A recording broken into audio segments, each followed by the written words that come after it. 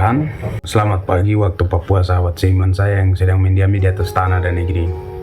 Dari Sorong sampai Merauke, saya ingin sampaikan beberapa pandangan sesuai daya, nalar, dan juga analisa saya terkait dengan beredarnya video Mama Yasin Tamawen yang sedang tren di berbagai platform media saat ini, ya.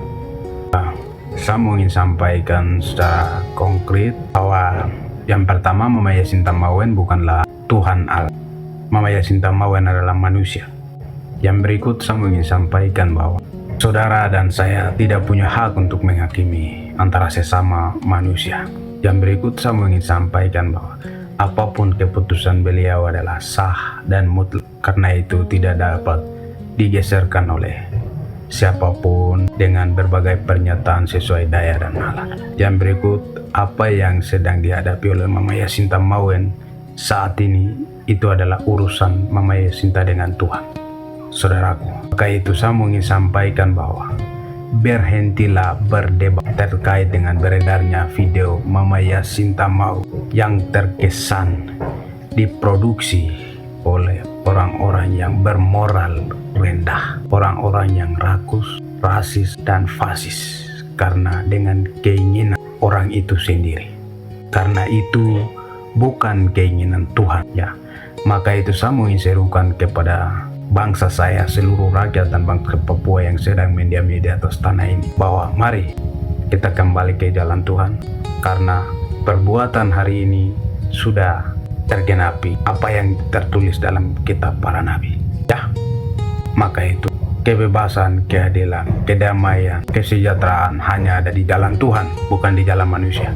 Buktinya orang Papua sudah lama hidup puluhan tahun di dalam tirani negara kesatuan Republik Indonesia. Dalam tirani negara ini juga selama 60 tahun itu tidak ada keadilan, tidak ada kedamaian, menyebabkan tragedi kemanusiaan yang cukup panjang dan lama. Sudah menjadi sakit kronis, luka membusuk dan menahun dalam tubuh bangsa Papua, ya. Maka itu saya ingin sampaikan bahwa kebebasan, keadilan, kedamaian hanya ada di jalan Tuhan, titik. Saya kenapa katakan demikian? Karena banyak saintis mengatakan bahwa bumi ini terbentuk sendiri oleh fluktuasi kuantum. Tapi saya ingin tanya bahwa dari mana fluktuasi kuantum itu berasal? Dan kenapa hukum itu tertata rapi dan tidak acak? Saudara-saudaraku, disitulah dunia sains mengangkat tangan. Semuanya kembali ke kitab suci, ya. Kitab suci bukanlah dongeng. Kitab suci bukanlah cerita rakyat Yahudi. Kitab suci bukanlah tulisan sejarah bangsa Yahudi. Kitab suci adalah pewahyuan yang turun melalui Tuhan dan juga melalui para imam dan nabi, ya.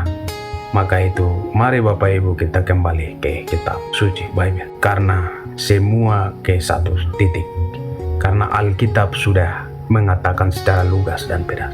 Mari kita kembali belajar firman.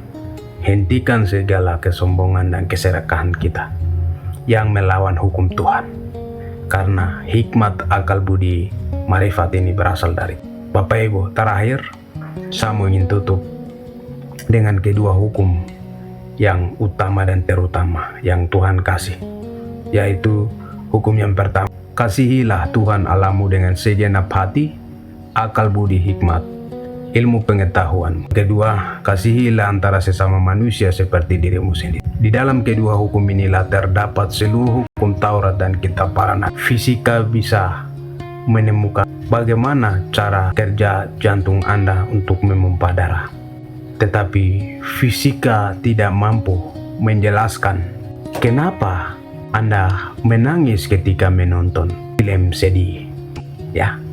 Maka itu mari kita kembali ke jalan Tuhan, karena kita akan berakhir, ya. Ya, mungkin barangkali demikian sahabat seiman saya.